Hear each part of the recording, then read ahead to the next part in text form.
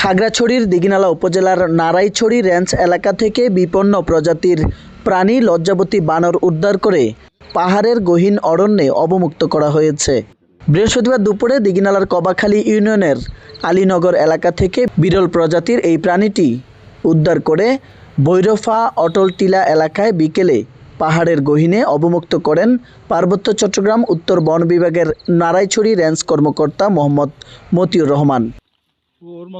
এ সময় উপস্থিত ছিলেন forester Aktaruzzaman, Dighinala press club সভাপতি Mohammad Sohel Rana, snake rescue team বাংলাদেশের দীঘিনালা প্রতিনিধি হৃদয় বড়ুয়া সহ আরও অনেকেই।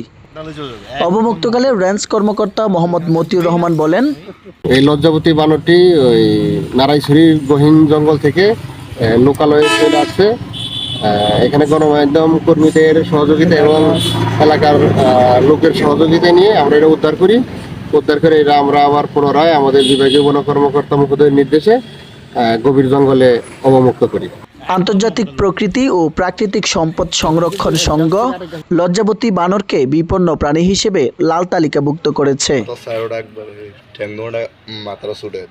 ডেস্ক নিউজ, মানিকছড়ি বার্তা।